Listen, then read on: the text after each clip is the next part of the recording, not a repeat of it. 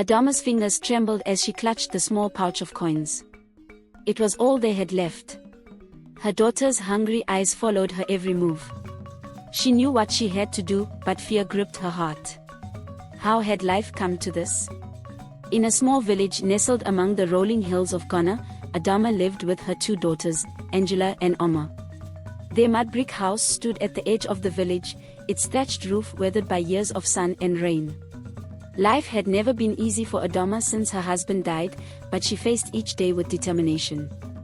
Angela, the elder daughter at 12, had her mother's strong features and quick wit. 10-year-old Oma was quieter, with a gentle smile that could light up the darkest room. The girls were as different as night and day, but they shared a bond stronger than blood.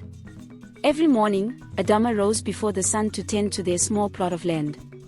She grew cassava, plantains, and a few vegetables, barely enough to feed her family and have a little left over to sell at the market. The girls helped as much as they could, fetching water from the village well and doing chores before and after school.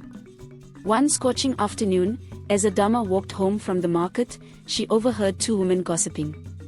"Poor Adama," one said, shaking her head. "No husband, two mouths to feed. How does she manage?"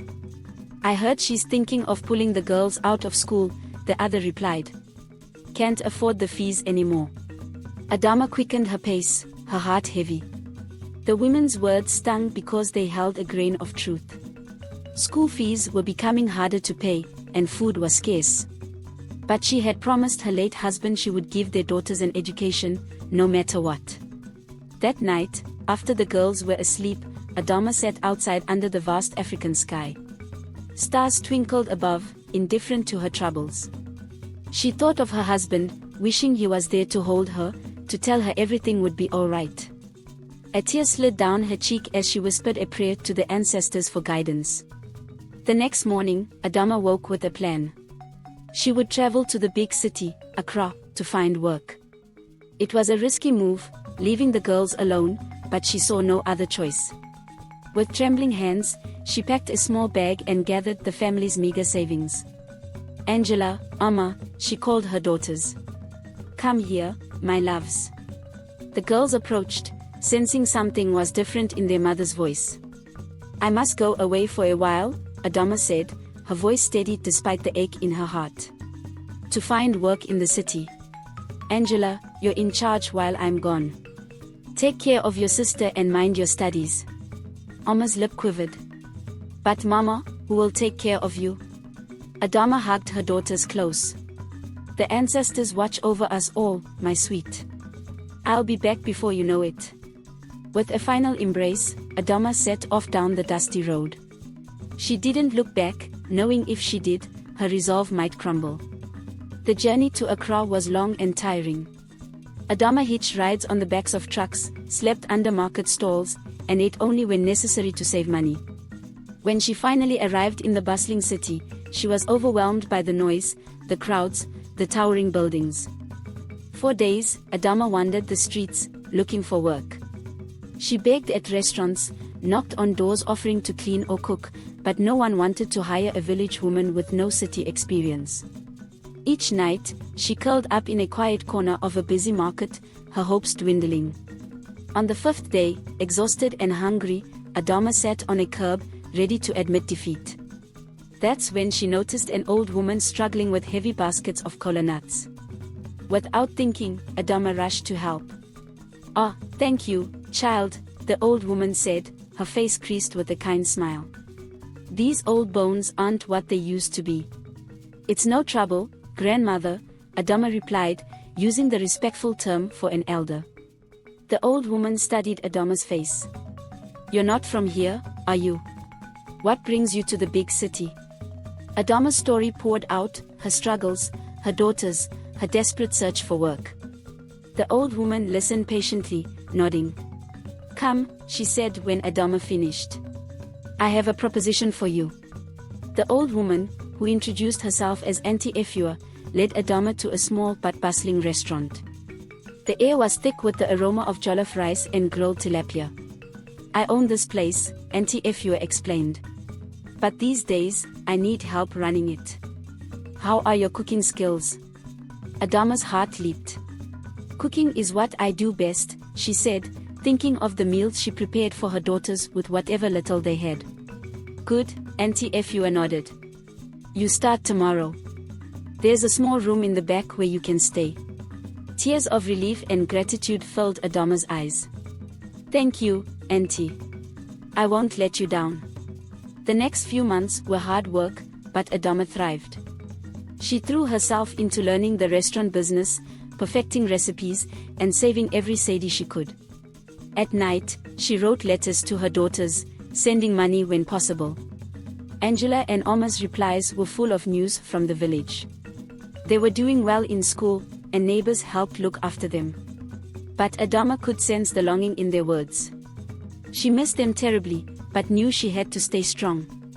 One day, a well-dressed man came into the restaurant. He ordered fufu with groundnut soup and watched with interest as Adama prepared the dish. "This is excellent," he said after tasting it. "Just like my mother used to make." Adama thanked him with a shy smile. The man, whose name was Kwame, became a regular customer. He always requested Adama's dishes and often stayed to chat. Adama learned he was a widower with a son in university.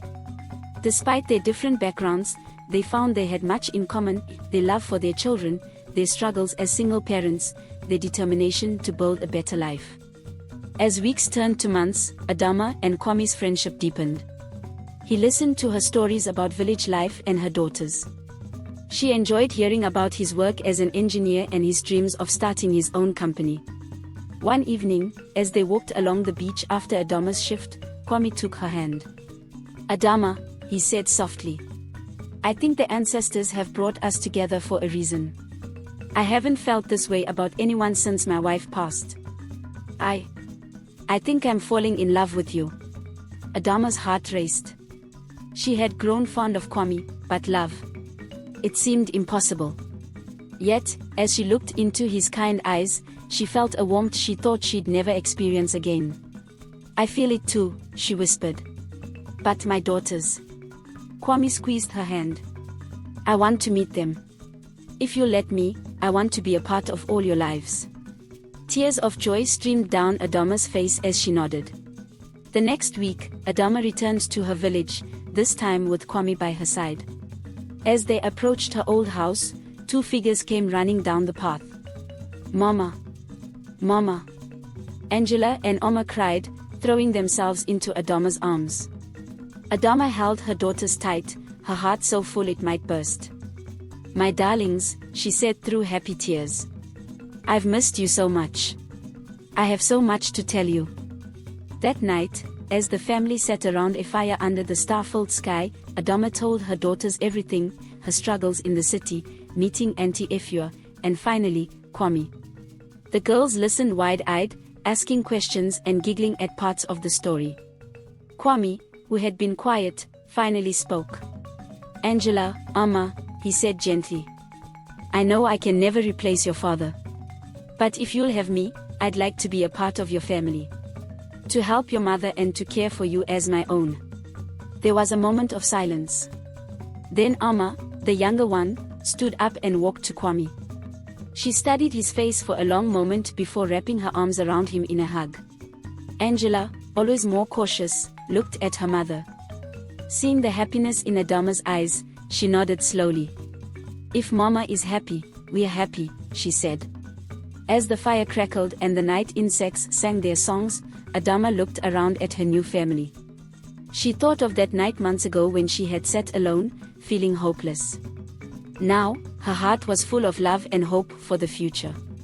The ancestors had indeed been watching over them. What had seemed like the darkest time of her life had led her to this moment of joy. Adama silently thanked them, squeezing Kwame's hand and pulling her daughters close. She knew there would still be challenges ahead. But now, she didn't have to face them alone. With love and determination, they would build a new life together, a blessing disguised as hardship, revealed in its own perfect time.